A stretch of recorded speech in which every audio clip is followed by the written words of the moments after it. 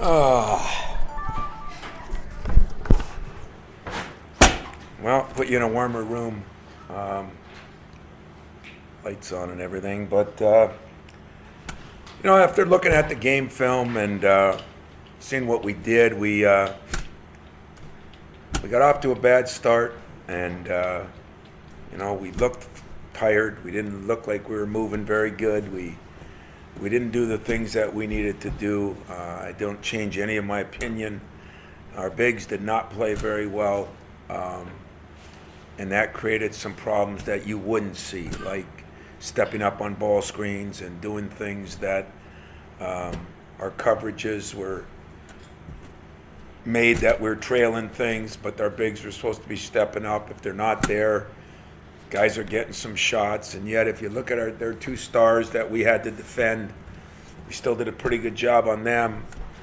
The job we didn't do was take care of the auxiliary people. And number one for them, gets 11 points. He gets 0 here. We just didn't do the things we needed to do to win a big game. The place was hopping. I thought our freshmen froze a little bit. That's all part of the process for them.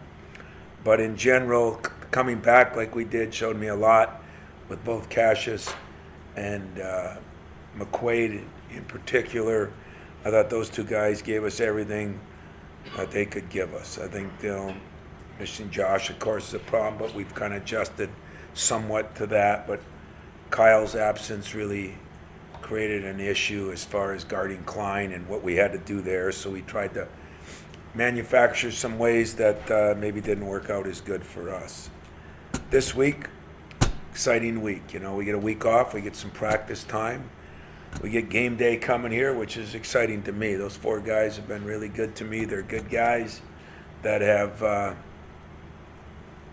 done a lot with college basketball, and to think there's only 8 game days a year, and we're one of them, I think is a big deal to our program, to our players, to our university.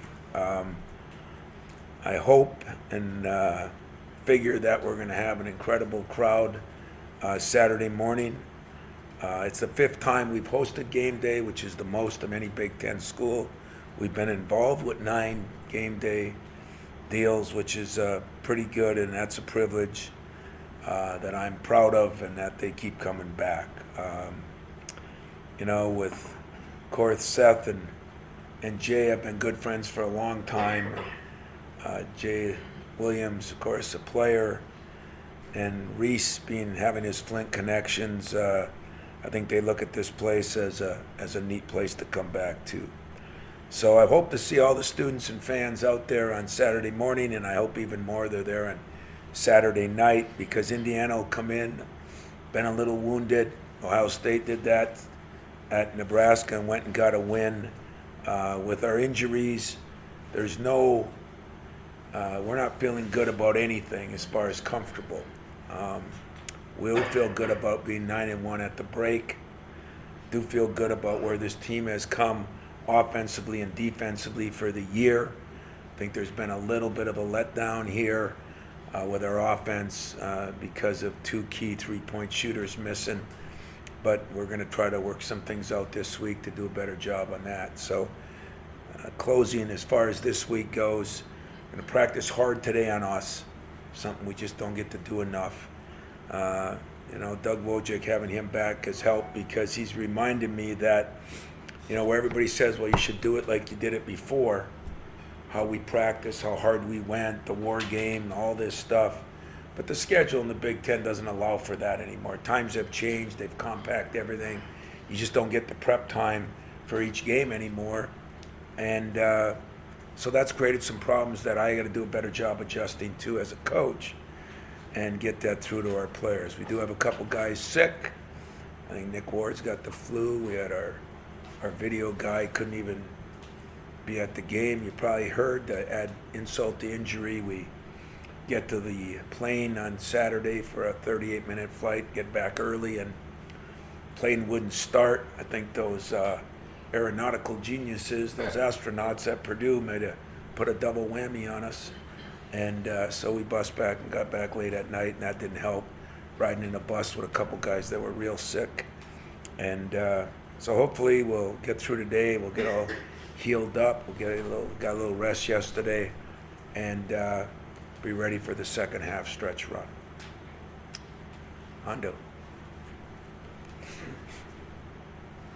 Tom, obviously freshmen are just that, they're freshmen, but now that you're in the second half of the Big Ten, do you see it as this is what I'm going to get, or do you see if I need to expand them more, especially with injuries, if I'm going to make a deep March run? Have you even made that decision yet? Well, the decision is they got to get better, and I think Aaron has gotten a little bit better. I think the other guy that's got to get better that maybe is not quite ready for it is Gabe, but it is what it is. It's the injuries are what they are,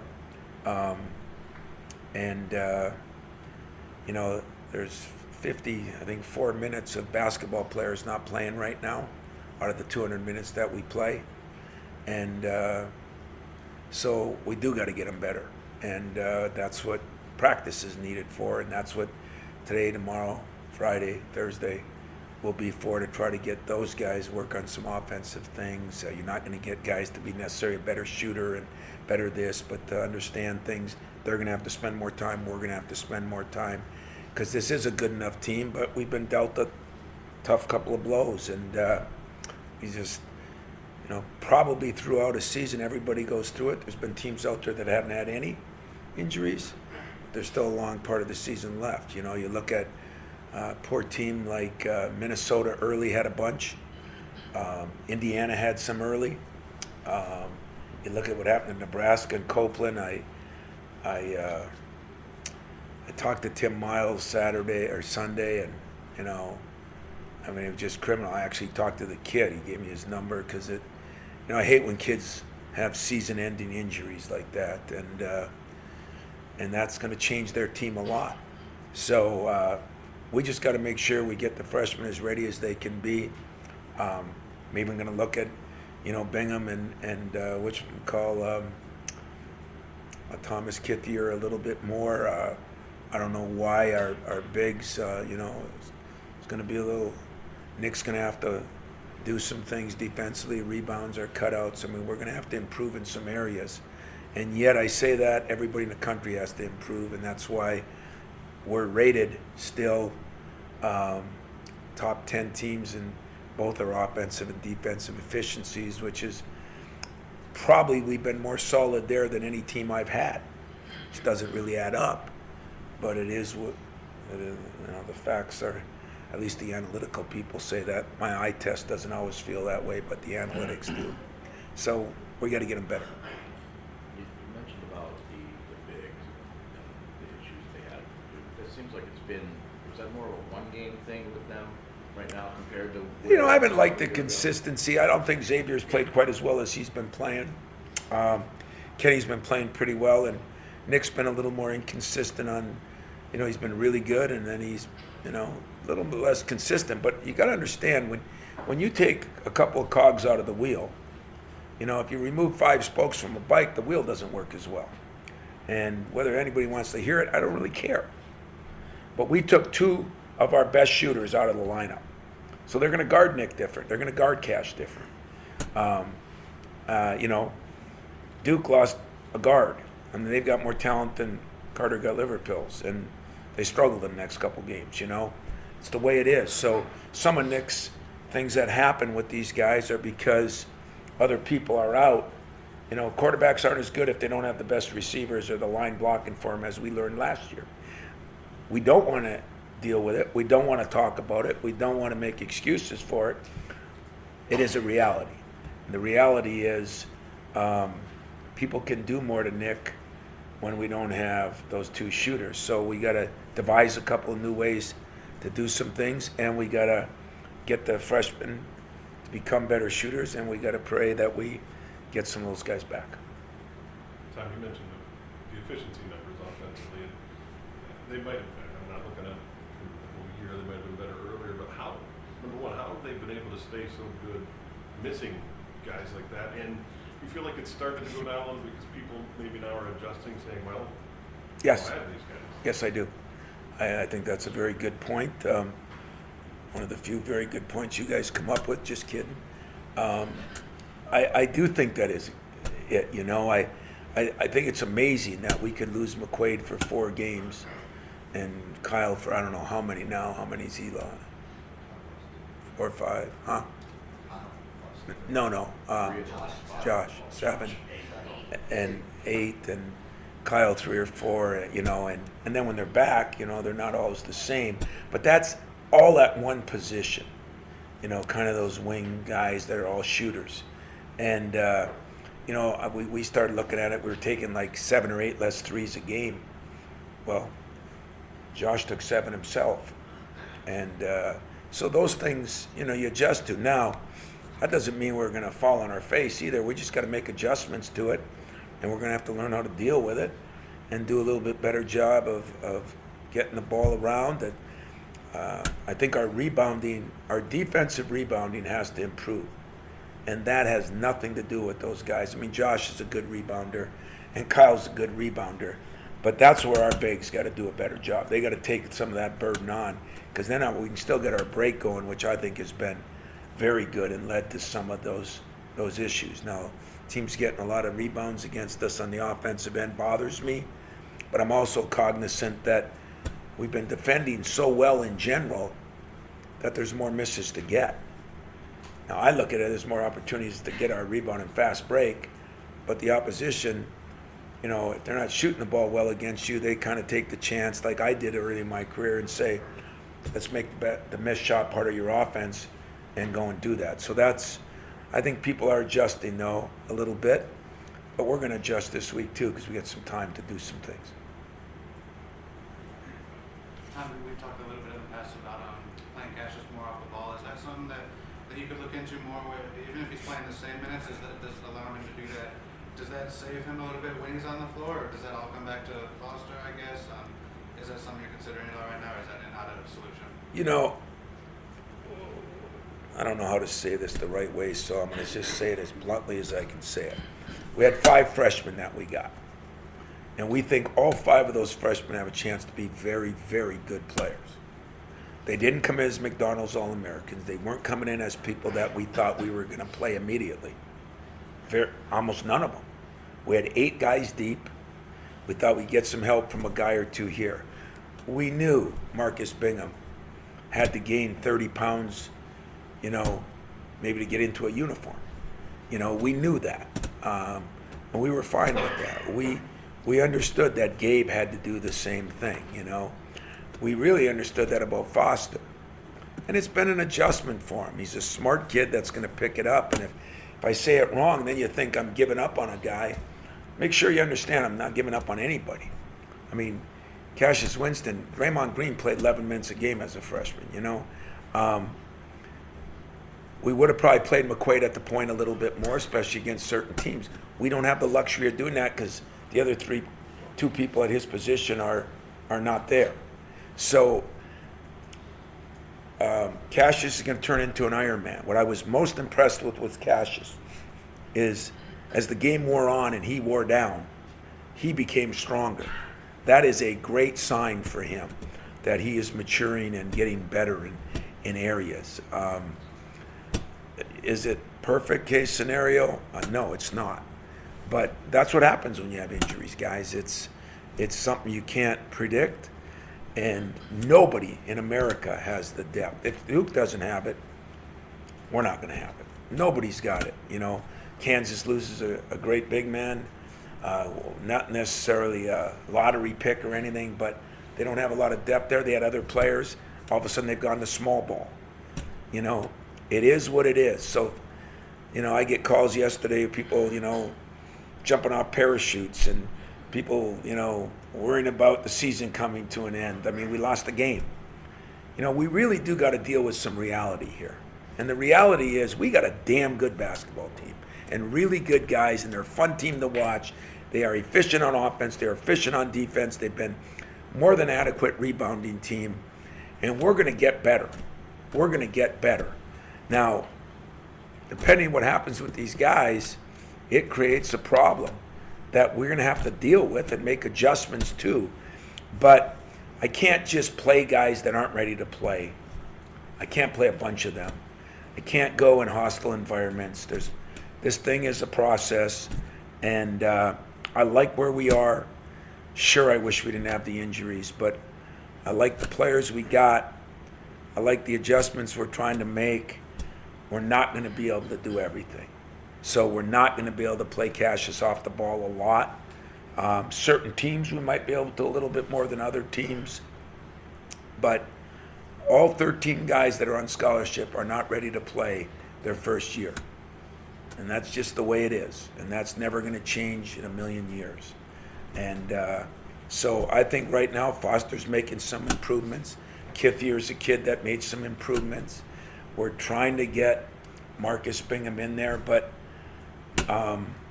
we put him on a scout team, and I think if you come to a practice sometime, he's improved a lot. That's another area, we just didn't want to throw too much at him. He's way up now. He's 215 pounds, way up. And some, I gotta watch my language here, some incredibly intelligent fan is going to say, well, John Doe played at 210 pounds, probably not as a freshman and probably not in this way. He's learning, he's getting better, he's figuring things out. Foster's learning, getting better. There's other teams in this conference that aren't playing their freshmen either because they're not ready to play. And that should not be taken as an insult, because then you'd be falling into what a lot of these people do. Be smarter than that. Come to practice. Watch what you see. Realize what you got and appreciate that right now we got a very good basketball team that I still think will get better. But you're seeing in our league some teams that were injured early. Minnesota's getting better. Some teams like Illinois, who played some young guys early, are getting better. Now they had the expense of losing a lot of those games early.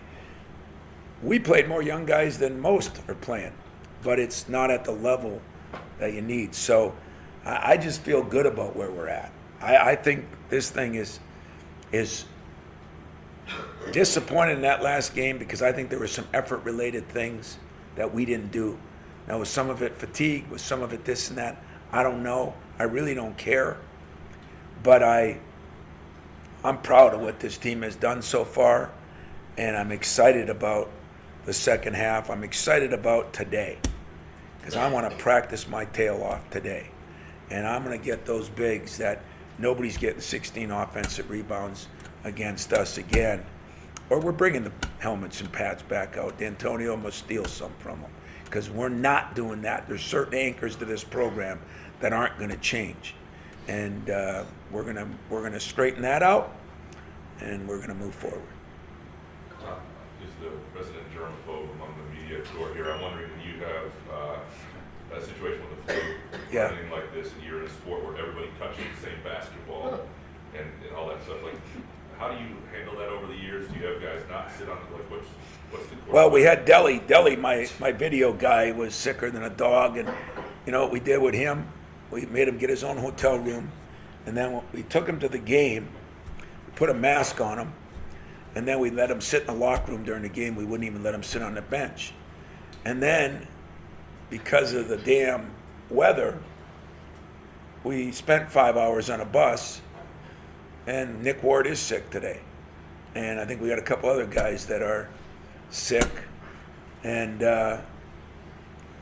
they got to learn to be as miserable as I am, because when Deli's kind of bug came my way, I told that SOB to get the hell away from me, and those guys must not have told him. But the bus ride didn't help our situation. It was funny. David Thomas, we had a film session that night, and Deli couldn't be at it. So he set it up when nobody was in the room, because I guess it is more contagious. So I'm using the deal, the remote. Thanks, Fred. Appreciate it. Got your Uper boots on. I like that. Anyway, I'm using the remote. I get a call from David Thomas. I'm laying in bed, and I get this call. He says, hey, make sure you wash your hands, because Deli touched that thing. I said, you're talking to a Youper, man. We don't do that stuff. You know what? I don't go around here. Fife, we got those little things where you know, wash your hands. Fife goes 2 feet, washes his hands, goes over here, washes his hands, goes over here, washes his hands. Me, I don't believe in that. That's superstition to me. That's like wearing the same tie or socks. You know what? That's baloney. So I'm not gonna let my guys, you know, sit in the same seat together, but I'm not gonna, you know, Delhi. I don't care. Players gotta be together. We do have a couple guys sick today, which I'm gonna make sure they're sick because they know today's practice is gonna be a little upscaled. So I got to figure that out by 3 o'clock. But that ride home didn't help. As dumb as it sounds, and it is kind of funny.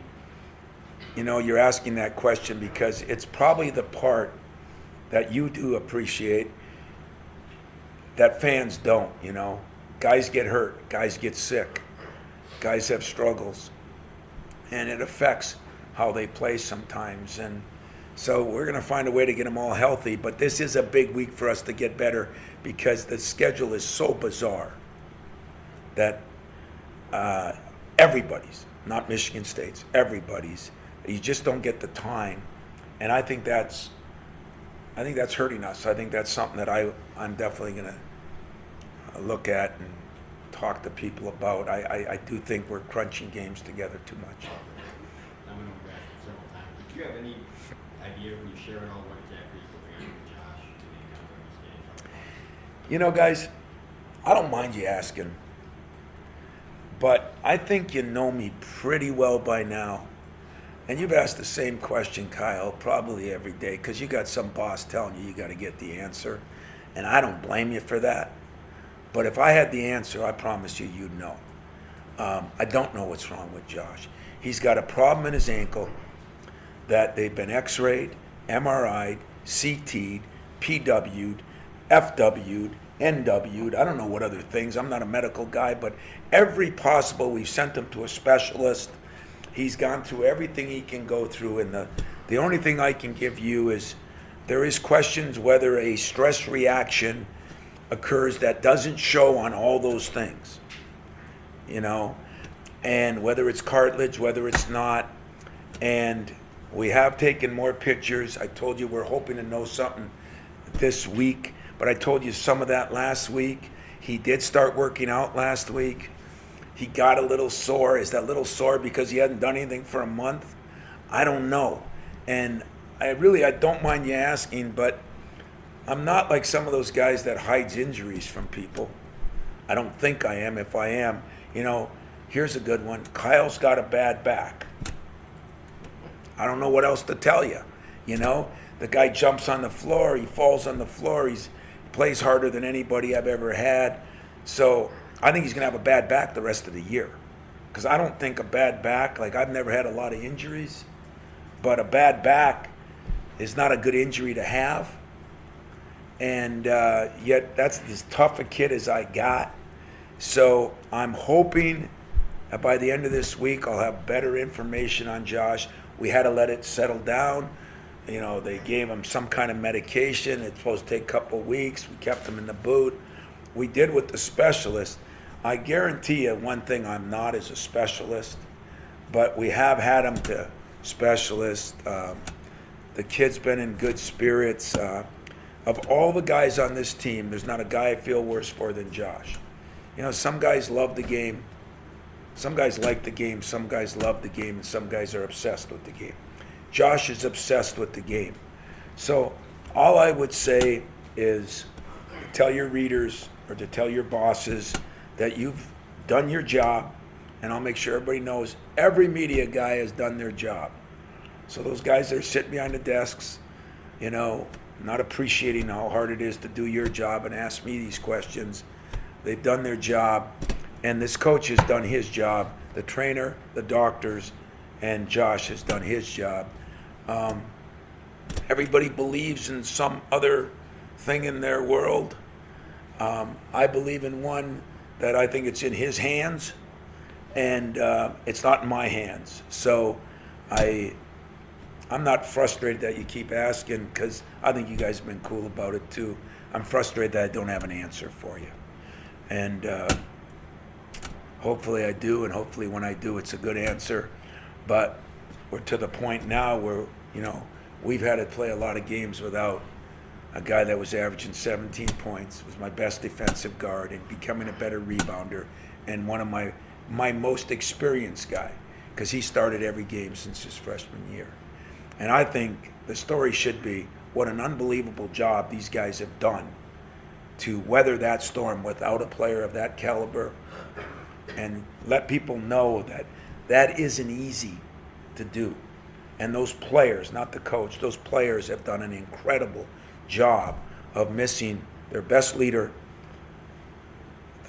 one of the best three-point shooters, one of the best free throw shooters, definitely the best defensive guard, and one of the better rebounders and the most experienced guy we've had. And I know injuries happen, but injuries don't always happen. We've had years when we've had none. Those are usually better years. Some teams, you look at Duke, they've had one injury. That guy got injured, had a serious impact on a couple of games. The alum that you are, I know you sit by the radio and listen to every game. Would you agree with that? That's the one they lost, and the other one they almost lost. So it's the way it is, guys, and it is frustrating. It's more frustrating not to know, but I can only promise you this: we're not hiding it from anybody. If I just every time I watch him dunk and make a couple shots last week, I felt good about it, and I see him on the weekend, and that's about the same. I don't feel good about it. I just don't know. Sorry. One other injury of it. What's Delhi's timetable for return? I like it. That's good, man. For a guy without a sense of humor, that was pretty good. That's Twitter. Twitter does some good things. Twitter wants to know about Delhi. Tell him Delhi is he's got the mumps, the measles, the flu, thinking about appendicitis attack tomorrow, and yet I think we're going to play okay without him. Tell Twitter that. Well, the real question is, you mentioned about Josh and all the things that he represents, but obviously Cassius right now is playing at an extreme level. Could you maybe compare him to where some of the other guys like Draymond and Denzel and Kalen were at the point where they were in contention for the Player of the Year? Yeah, I would like to do that, because that's a positive thing that I've seen a growth in a kid.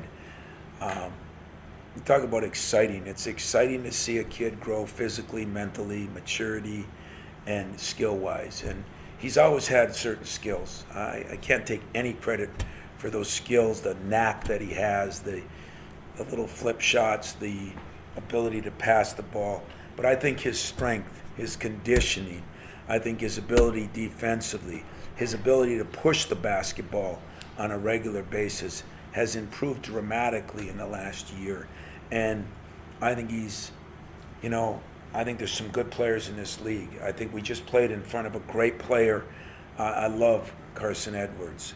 But if you look at what this player has done for this team on a regular basis, and is now doing it with his shot, with his pass, a little bit with his defense. I named the defensive drill after him the other day.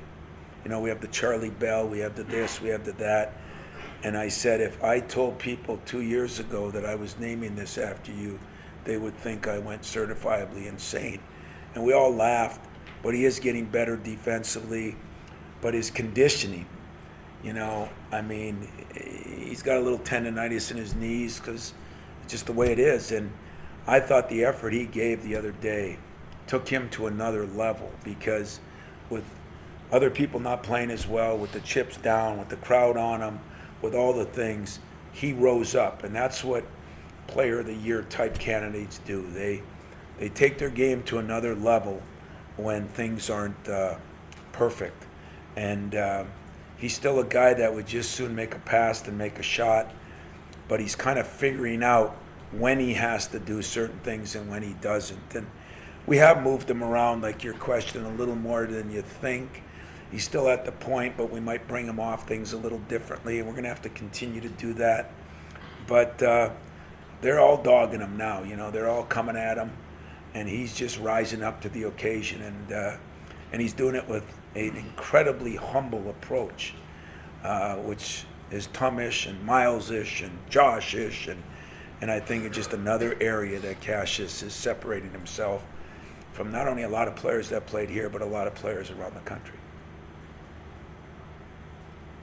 Tom, you're 18-3, 9-1 in the Big Ten, and isn't the reality for the people bitching about the freshmen not getting minutes that on a team this good, you're not going to find 5 inexperienced players? So if they want them to play, you're not going to get the record and the experience in what you have. I mean, isn't that just the reality of being a top 10 good program? Well, I think it is, and I'd like to say this, though. If it's Michigan State people complaining that we're 18-3, shame on you. Shame on you. How about if we take all our energy, for all the people on Twitter, for all the people on talk radio, for all the people here, we take all our energy and we're going to dedicate this week to getting better as a team, as a staff, as a team. And let's let our students and our fans dedicate that to not worrying about what we don't have, but what we do have, and see if we can, make an impression Saturday morning, make an impression Saturday night, and we back to the days where they do their job and we do our job, and we start looking at the things. I mean, it's a coach's job to pick apart a team because he's with them every day and he knows what they have to offer, what they aren't offering. I'm hoping that I have no problem with fans, wanting to jump off a 10-story building. In fact, I almost like it because that means they're passionate about their team. But that's why I have no use for Twitter, because when those things start mounting and getting to players, then it's just a shame. So I can't believe that what we've done so far, it has superseded where I thought we'd be. And under the circumstances, it really has. And I'm the first to jump on my team. I'm not the first to applaud them usually, but I am always the first to defend them. And this team has given this place, you writers, our fans, so many good things to feel good about. How they've handled themselves, how they are in school, how they are on the court, how they are to the community, how warm and fuzzy they are to every one of you. I mean, you can't ask for more than I got. So I'm the lucky one. I want to make sure I pass that on to the Twitter people, that you should feel lucky too about what you got here. We're going to continue to get better. But you got to always be good enough to be great and then lucky enough to be elite. You got to be good enough to be great and lucky enough to be elite. The year we won the national championship, Kenyon Martin. Remember Kenyon Martin? Some of you guys do. Some of you were too young. You weren't even born. So Kenyon Martin breaks his leg in their conference tournament, I think it was. They would have been the 1 seed. We would have been a 2 seed. We were the 1 seed in the Midwest. We might have faced them. They lost in the second game. We went on to win a national championship. There was a time we were lucky enough. We had the Appling time in New York when we were unlucky. I don't know what we are yet this year. We're still part of the process. But I know this. To be good enough, you need all your ducks in order. You need the players playing, you need the coaches coaching, and you need the fans cheering, because that helps you win games. I'm not sure without that fan base at Purdue, we wouldn't have come back and gotten them. I'm not sure in the 53 games we won here in a row, I'm not sure our fans didn't win 20 of them. So Twitter has hurt that, guys. And all that stuff out there, all that negative crap.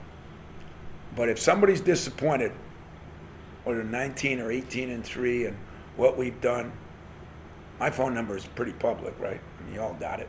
Give it to them. I'm more than happy to hear from them. Go ahead, Fred. I'm not used to being this close to you. Not sure How is why. it? Good, bad, different? I probably read less Twitter than anyone in here other than you. But That's why I like you. but I'm a little confused, because you said something about people jumping off bridges. I don't have that sense. Oh, I was on a couple shows yesterday, and, Okay. and people said, what do you say to the people that are parachuting off buildings right now? I wanted to say get a life, but I was polite. I was polite in my own way and said, geez, just tell them to hang in there, From my point, maybe I'm in a different world. The people I know are saying, you were down 23, got within 4 on the road without 2 players. That's almost a moral victory, which is against your religion. That is against my religion, but tell your wife I appreciated that, because I know you're not around a lot of people. I don't So, sense that people are jumping off. yeah, you know what? And I think people have been great. I think people have been great, but they should be great. They should be great, because they got a team that is enjoyable to cover as writers, not the coach, the players, and really to back on that court, because they gave you everything. The other day, they gave me everything. I mean, there was a time in the film session, I laughed. So Cassius brought the ball up. There was about 3.5 minutes left. I think we're down 5. And I mean, he was walking on his knees. And I told him, don't look over at me. I ain't taking you out, And he was walking on his knees. So he dribbled the ball over, and a guy started face guarding him, and McQuaid was going to bring the ball to him. And Cassius went, go over there. I said, in the film session yesterday, I said, Cash, what are you telling him? And he says, I just wanted to, I said, no, you're telling me, get the hell out of here, I'm tired. And he didn't say nothing. And you know what? He gave me everything he had, but so did those other guys. I mean, we're doing good. We got a good team. We're fun to watch. I want people to get excited about this team, because I think, everybody knows last year was a tough year. Those guys bounced back. Those guys, didn't complain about anything. They just went and did their job in the off season. And I don't know about you. I don't know about your wife or the fans you listen to, but at the halfway point, they've done everything I could ask of them. We lost the game to Kansas. We lost the game to Louisville. The first game McQuaid didn't play in. We were reeling then. Freshmen weren't ready. And we lost the game to a very good Purdue team. I mean, they're better than you think. I mean, we beat them bad here. They were going through a tough time. They've made some adjustments. They're playing better. And I think Edwards, was taking 25 shots a game. Now he's down to 17, passing it better. That's a very good Purdue team. They're going to beat a lot of people. And what are they, 57-4 or somebody told me they're something crazy in the last 3 years at home. Third best at home. Third best in the world. Across the nation. So, another question. Tom, what will it take to get the 3-pointers back up where you want them to see for the other guys? Guys looking for it more, or creating more? I don't know if we'll get our 3-point shooting. I mean, back to where it was. I don't think we're taking bad shots. I think there's people can defend you a little differently. I mean, you can't make a guy who's not a great 3-point shooter. I can't take Gabe and tell him he's Josh tomorrow. I can't take Aaron and tell him he's Arnie. But there's different things that Gabe and Aaron can do that Arnie and Josh didn't do as well. So we just got to take advantage of what they can do, put them in a position to be successful, and not try to make them into somebody they're not. And that's kind of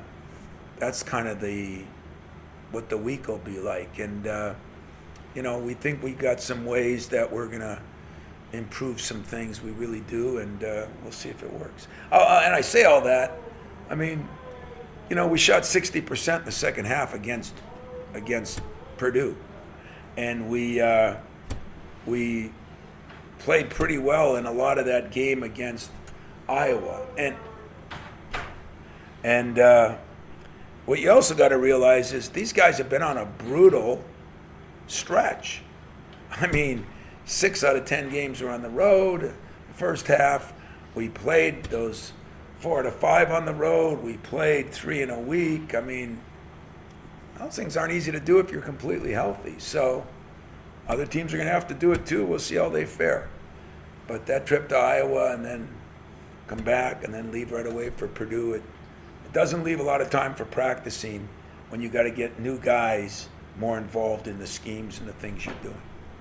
No, that's one, just defensive fans, even since you said that, I mean, I've only heard people say this is one of the most enjoyable teams they've ever seen, so I think that's sort of been the prevailing thing. But I'm wondering, from Indiana's perspective, when you have a season that is going the way theirs is going, and you've had a few tough seasons sprinkled in there, what can be done? The last time I can remember a team that wasn't having a lot of fun that turned might have been that 14-15 team that made the Final Four, where the tum-tum into the starting lineup, twice off the bench dynamic. What do you do if you're in that sort of situation? You know, I have enough trouble coaching my own team, so I'm not going to try to coach Indiana's, but Archie's been around a little bit. You know, like I said, they had a couple injuries early. They had a suspension. I don't know what that deal is. Maybe you guys know more than I do. But he was a player playing 25 minutes a game. I think it was Green. But, you know, confidence goes a little bit. I think you just got to, you know, I don't know the total makeup of his team yet. You know, I'm just starting to study them now. Yesterday and most of today was a lot more about us. I studied a little bit last night and a lot tonight on them. But, I mean, everybody's got to go through things, you know. Minnesota went through some things, and, I mean, we all got to do it. You know, those, I mean, look at it the other way. What a way to make your season. Come up here on game day and show the world that you're a very good basketball team. I mean, this is a team that's beaten some good people early. This is a team that the program and the coach have been successful. I don't know what you do. I don't know what their situation is. I really don't. But they've lost a few games. How many they lose now? 6. And I guess I can't say I don't think I've ever gone through that. So I don't know. But it's not like they'll be ready to play. It'll be a big game because it'll be a big night. And like everybody else has done, even though we don't think this way, and I don't think it, so I don't blame our fans, but we are Michigan State. And when we travel, we are somebody. And when they come here, we are a standard that they're trying to get to. Maybe not in 1 year, but in a program in general, on a 10 or 20 year basis, we have been consistent. And they'll be going in there and saying, you know what, this is how you measure yourself. And I look at that as a good thing for us. I really do. Well, First, I'd like to point out the fact that I was in my living room in 2000 when you guys beat Florida watching the God, you're getting old. Damn. So, but going back to Josh, I just wanted to get your perspective on, obviously you miss his presence on the floor, but when he isn't able to play at practice and even in the games, he's up sometimes more than the assistants are up. You know, maybe just calling to guys and maybe helping guys out. Just your perspective on watching him do that when he can't physically be in the game. That's a great question because it gives me a chance to answer about somebody that I can tearfully say it's been the hardest to see him have an injury. This kid cares about this place more than anybody I know in recent times. You know, Denzel called me last night, and Denzel has gotten close with Josh over the years, and you know, Josh is he is a very he's a very religious kid who believes in there's a reason for everything, and this kid has become exactly what you just said. He has become such a good leader. He took on 3 freshmen. That's his roommates, 3 freshmen. Now, juniors, you know, especially as we get to be sophomores and juniors, you know, nobody wants to deal with the freshmen. This kid took him on because Tom took him, and he and Tom took Miles, and then Miles and he and Tom took Jaron, and he felt it was his obligation. And that's when I really started to see him growing. He's helped the 2 guys that are kind of replacing him a lot. He has been so good on the bench that I gave him an assistant coach job. When out of bounds plays come, Josh was the one guy that So if you watch Josh, he's up on every out of bounds call because our guys have a tendency to relax when the ball stops. And in halftime, in the huddles, in the game, I'd say that Josh has lost a lot because of the injury, not playing, and he's gained an incredible amount as a leader because he figured out that I got to do something to make up for what I can't do. And that is a lesson for all of us, me especially, because I've watched it. You get to see it at a game or in the one practice a week you come to. I get to see it all the time. And you have evaluated it very well. That is exactly what he's become. And you talk about proud. I couldn't do what Josh did. I'd be feeling sorry for myself or ticked off at the world. And that shows you just who he is. I said to him the other day, I said, "You hanging in there, man? Coach, I'm good. Quit worrying about me. Think about the team." Shut up, Josh. You're making me sick. I can't act like you, you know? I have so much respect and so much admiration for what that kid is doing right now. And I just hope that things are going to work out for him no matter what it is. But I just hope they work out for him sooner rather than a little later. But at the same time, I am appreciative of the growth he's had as a leader, how he's handled players, how he's handled coaches, and mostly how he's been to me. This is based purely off of feedback I've gotten from fans, whether it be email or off of Twitter or whatever. But I've heard from a lot of people that are upset, frustrated, bothered, whatever, by the fact that ESPN's coming here Saturday. Is that a fair reaction for those people? I'm not saying everybody, but there are people that are kind of bothered by it.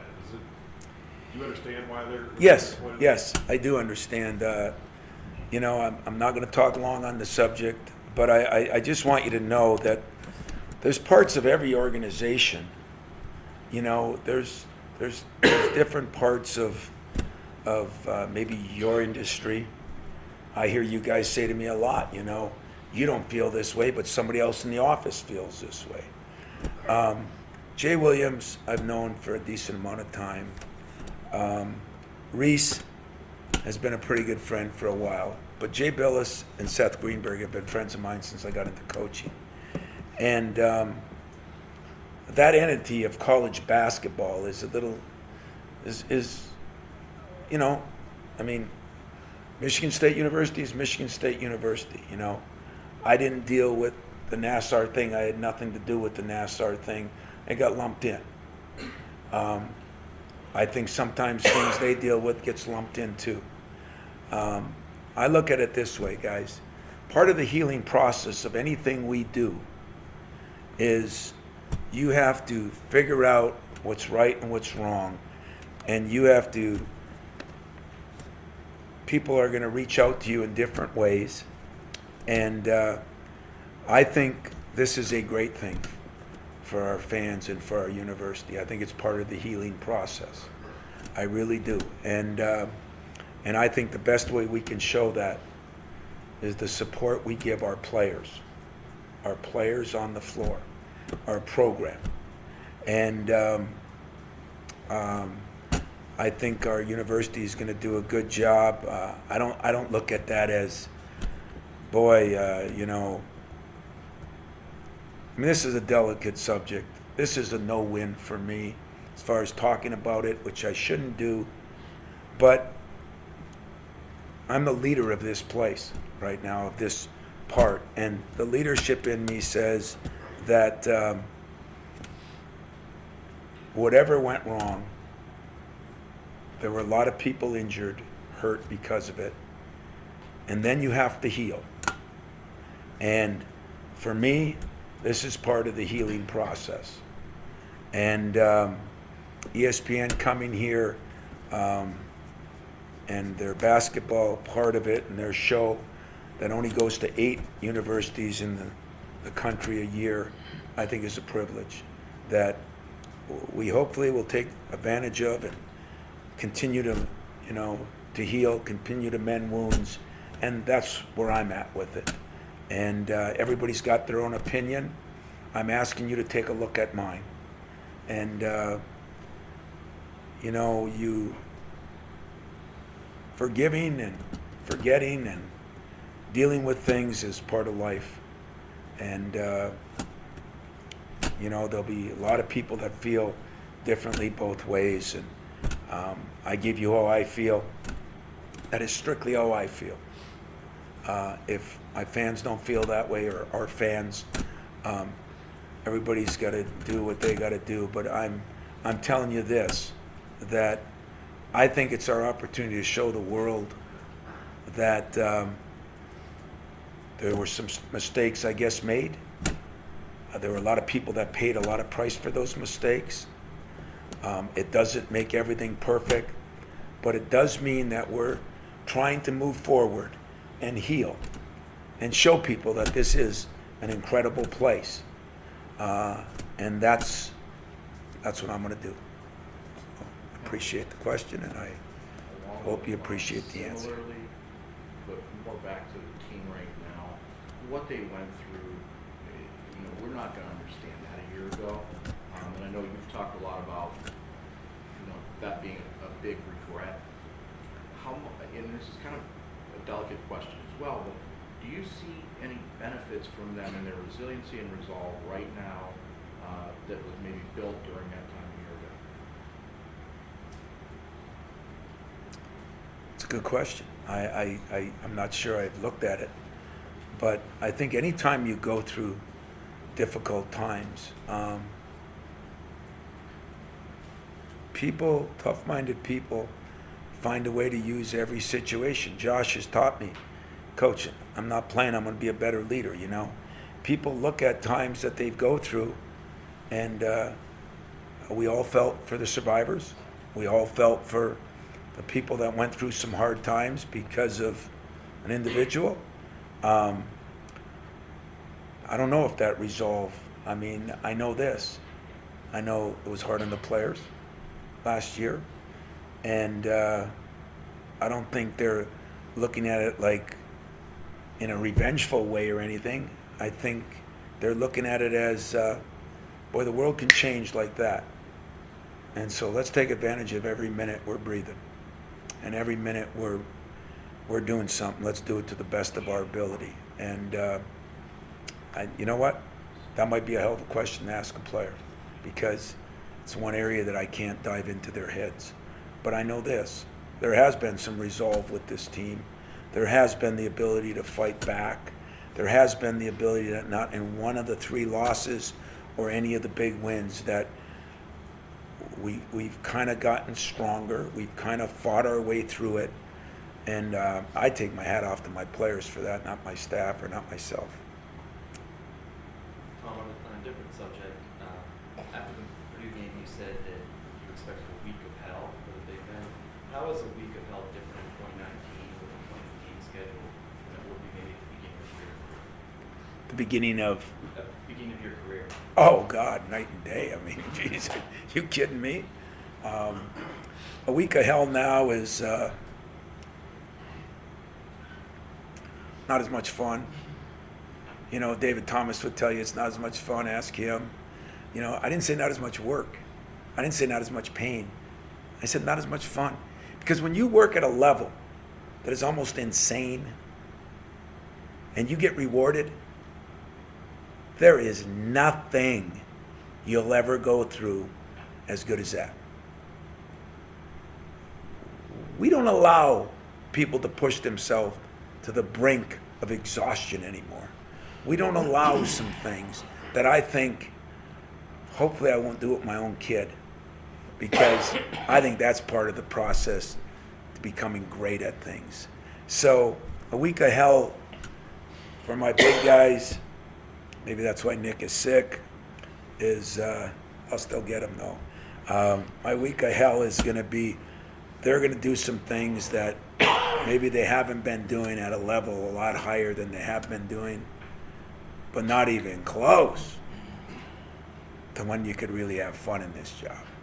Not even close, like somebody asked me, are you going to bring out the shoulder pads and helmet? God, you don't know how much I want to do that. You know why? Because there was nothing that I did that was more fun than watch Mateen Cleaves reach up as high as he could on some 6'10" kid and teach him how to buckle a chin strap. I mean, it was an educational experience, to be honest with you. It was pretty cool, you know? See somebody learning how to put on a pair of shoulder pads that never put on a pair of shoulder pads, or those tight pants, you know? I mean, it was fun. It was cool. I mean, it was so good that I was so mad when I did that. And by the end of it, I was so happy and excited, and to this day, there's not a reunion that those guys, just think what America's taken away from us.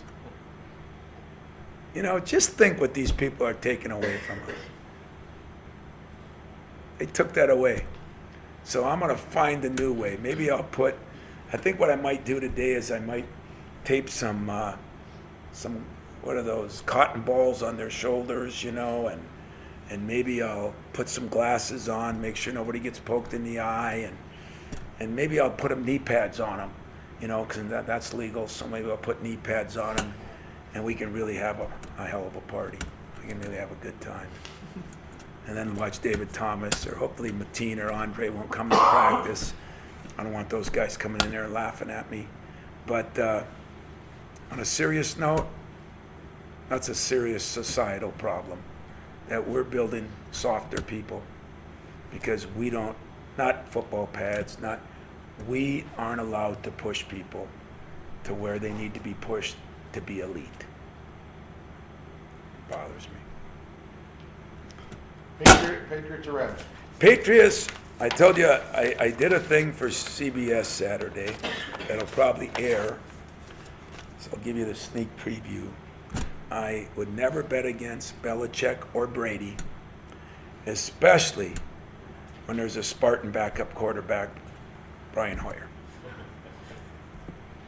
Okay, You want the score too? sure. Don't have to watch the game then. I think I'll predict to you 28-24 Patriots. So what do you guys think? If Hoyer plays, I'm taking the Rams.